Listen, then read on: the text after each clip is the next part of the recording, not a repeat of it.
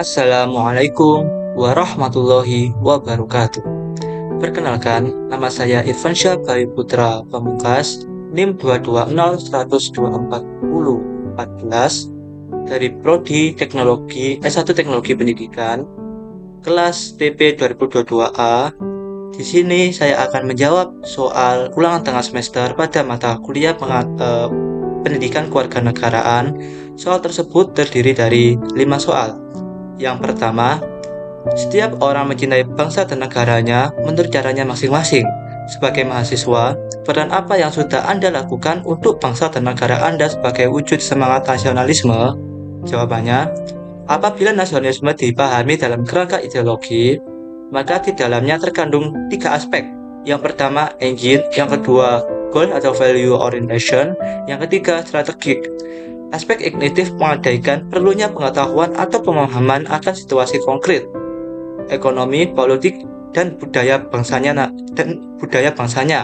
Nasionalisme adalah cermin abstrak dan keadaan kehidupan konkret suatu bangsa.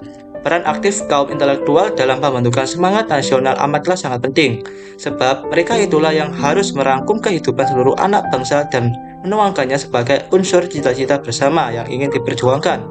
Cendekiawan Sujarmoko menyebut nasionalisme untuk adalah nasionalisme yang cerdas karena nasionalisme itu harus disinari oleh kebijakan, pengertian, pengetahuan, dan kesadaran sejarah. Menurut Sujarmoko tahun 1991, aspek tujuan menunjukkan akan adanya cita-cita, tujuan, ataupun harapan ideal bersama di masa datang yang ingin diwujudkan atau diperjuangkan di dalam masyarakat dan negara. Cita-cita itu mencakup seluruh aspek kehidupan manusia bagi sosial, ekonomi, politik, ideologi, dan budaya yang disepakati bersama. Nasionalisme Indonesia mula-mula berjuang untuk mengusir penjajah Belanda, merontokkan feudalisme, primordialisme, dan membentuk negara bangsa yang merdeka, sejahtera, dan demokratis. Sebagai rumah bersama untuk seluruh warga bangsa dari Sabang sampai Merauke, bangsa Indonesia adalah rumah bersama di mana kebinekaan suku, budaya, agama, dan tradisi dijamin sehingga semua warga bangsa dapat hidup damai, sejahtera, dan bebas. Aspek strategik menonton adanya kiat perjuangkan kaum nasionalis dalam perjuangan mereka untuk mewujudkan cita-cita bersama dapat berupa perjuangan atau diplomasi, moral, dan spiritual, dapat bersifat moderat atau radikal, dapat secara sembunyi-sembunyi atau terang-terangan, dan lain-lain.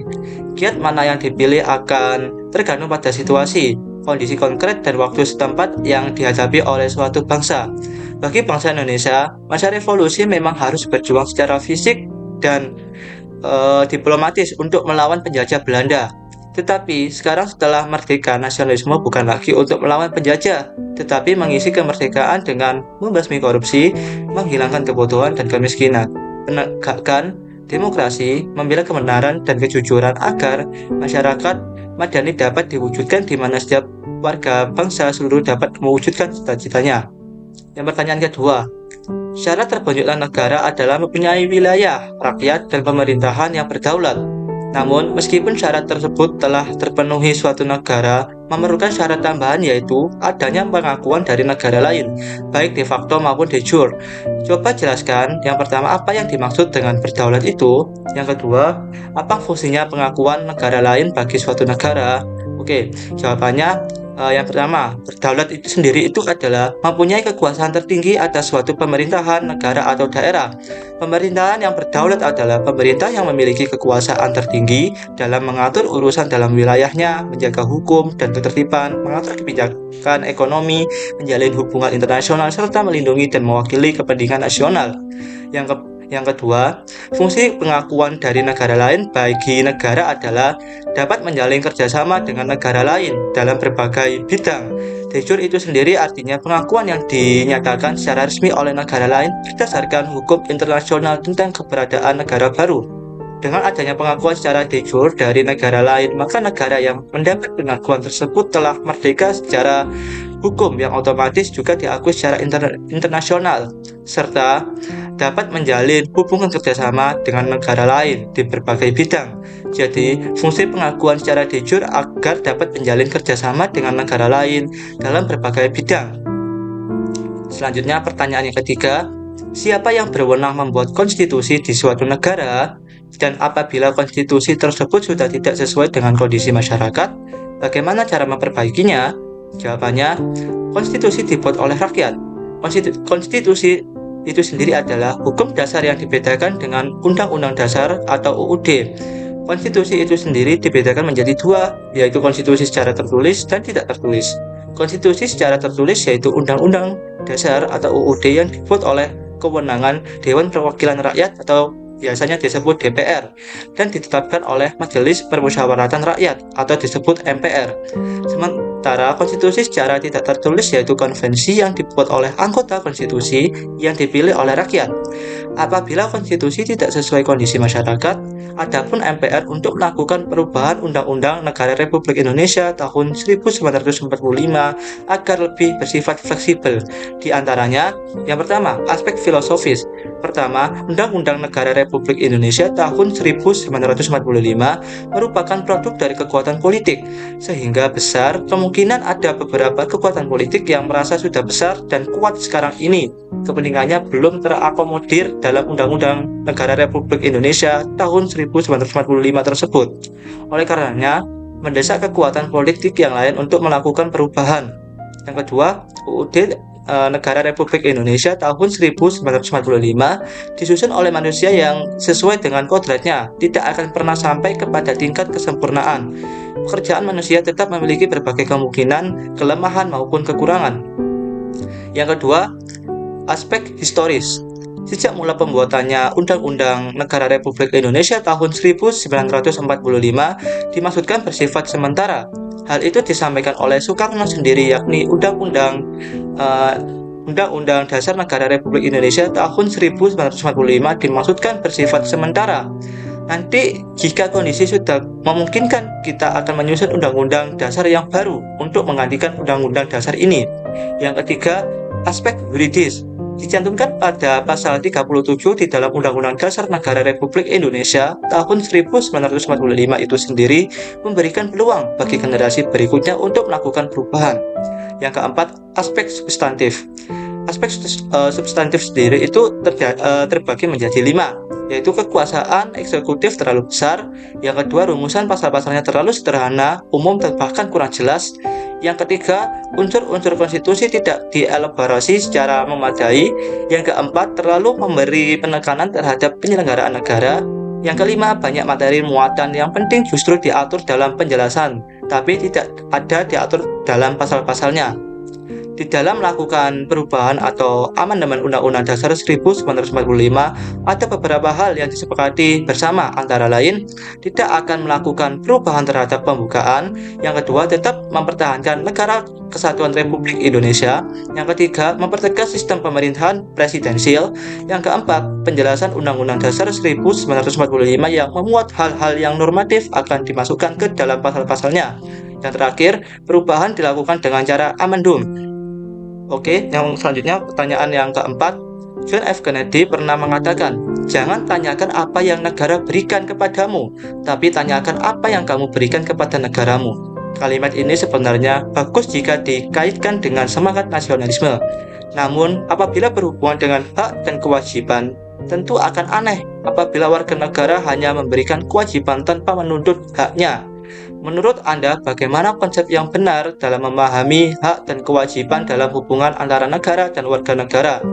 Jawabannya, konsep yang benar dalam memahami hak dan kewajiban dalam hubungan antara negara dan warga negara adalah harus saling memahami dan memberikan hak dan kewajiban dalam hubungan antara negara dan warga negara. Di antaranya adalah yang pertama, hak warga negara. Di dalam hak warga negara, yang pertama dari pasal 27 ayat 1 menetapkan hak warga negara yang sama dalam hukum dan pemerintahan serta kewajiban untuk menunjung hukum dan pemerintahan. Yang kedua, hak atas pekerjaan dan penghidupan yang layak tertuang pada pasal 27 ayat 2 yang berbunyi, tiap warga negara berhak atas pekerjaan dan penghidupan yang layak bagi manusia. Yang ketiga, pada pasal 27 ayat 3 dalam perubahan kedua Undang-Undang Dasar Negara Republik Indonesia tahun 1945 menetapkan hak dan kewajiban warga negara untuk ikut serta dalam upaya pembelaan negara. Yang keempat, pasal 28 menetapkan hak kemerdekaan warga negara untuk berserikat, berkumpul, mengeluarkan pikiran dengan lisan dan tulisan. Yang kelima, pasal 28A, hak untuk hidup dan mempertahankan kehidupan. Bunyinya setiap orang berhak untuk hidup serta berhak mempertahankan hidup dan kehidupannya. Yang kedua, yang B, kewajiban warga negara Indonesia. Kewajiban warga negara Indonesia itu terbagi 5 juga. Yang pertama, wajib menaati hukum dan pemerintah pada pasal 27 ayat 1 Undang-Undang Dasar 1945 yang berbunyi, segala warga negara bersamaan kedudukannya di dalam hukum dan pemerintahan dan wajib menjunjung hukum dan pemerintahan itu dengan tidak ada kecualiannya. Yang ke B, wajib ikut serta dalam upaya pembelaan negara. Pada pasal 27 ayat 3 berbunyi, setiap warga negara berhak dan wajib ikut serta dalam upaya pembelaan negara. Yang ketiga, wajib menghormati hak asasi manusia orang lain. Pada pasal 28C ayat 1, setiap orang itu wajib menghormati hak asasi manusia orang lain. Pada pasal 28C ayat 1, setiap orang wajib menghormati hak asasi manusia orang lain juga. Yang keempat, wajib tunduk kepada pembatasan yang ditetapkan dengan undang-undang. Pasal 28C ayat 2, dalam menjalankan hak dan kebebasannya, setiap orang wajib tunduk kepada pembatasan yang akan ditetapkan dengan undang-undang dengan maksud untuk menjamin pengakuan serta penghormatan atas hak kebebasan orang lain dan untuk memenuhi tuntunan yang adil sesuai dengan pertimbangan moral, nilai-nilai agama, keamanan, dan ketertiban umum dalam suatu masyarakat demokratis. Yang kelima, wajib ikut serta dalam usaha pertahanan dan keamanan negara. Pada pasal 30 ayat 1 Undang-Undang 1945 yang berbunyi, tiap-tiap warga negara berhak dan bersifat ikut serta dalam usaha pertahanan dan keamanan negara. Dengan demikian, hak dan kewajiban memiliki hubungan yang cukup erat dan tidak bisa dipisahkan. Segala akibat yang ditimbulkan dari adanya hak tentunya ada kewajiban untuk itu dalam menjalankan kehidupan sehari-hari. Antara hak dan kewajiban dapat dijalankan dengan seimbang, karena kalau tidak dijalankan dengan seimbang akan menimbulkan tentangan. Pertanyaan terakhir yang kelima, agar penegak hukum bisa berjalan optimal, kita tidak bisa hanya mengandalkan aparat saja. Kita memerlukan adanya peran serta masyarakat dalam penegakan hukum. Namun di berbagai tempat masih banyak kita jumpai masyarakat yang belum sadar hukum. Coba berikan 3 ide bagaimana cara menumbuhkan kesadaran masyarakat terhadap penegakan hukum di Indonesia. Jawabannya, bentuk upaya penanggulangan tindak pidana dikenal dengan tindakan preventif dan represif. Menurut Derman tahun 1994, tindakan preventif adalah upaya humanis dalam pencegahan tindak pidana. Bentuk tindakan preventif yakni penyuluhan, seminar, sosialisasi, dan perbuatan sejenis memberikan edukasi masyarakat dalam melakukan pelanggaran hukum. Pihak aparat atau polisi melakukan sosialisasi bahaya penggunaan narkoba pada sekolah-sekolah atau perguruan tinggi. Hal ini dilakukan sebagai upaya mengenalkan bahwa ada perbuatan yang dapat merugikan khalayak umum. Tindakan represif adalah penindakan tindak pidana sesuai hukum positif. Implementasi dalam kegiatan yakni menggunakan peraturan sesuai dengan ketentuan yang dimaksud. Misalnya dalam sebuah pelanggaran lalu lintas, penegak hukum yakni polisi memberikan surat tilang kepada pelanggar. Pelanggar harus melakukan sidang di pengadilan negeri untuk mempertanggungjawabkannya dalam perbuatan yang telah diperbuat. Upaya represif yang dijangkau yakni pada pelanggar memberikan efek jera bagi masyarakat dapat mengetahui bahwa penegak hukum berjalan sesuai dengan ketentuan dan masyarakat tidak melakukan tindakan yang melawan hukum. Sekian dari saya, itu jawaban saya terkait 5 soal ulangan tengah semester pada mata kuliah pendidikan kewarganegaraan.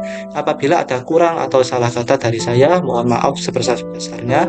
Dari saya tutup. Wassalamualaikum warahmatullahi wabarakatuh.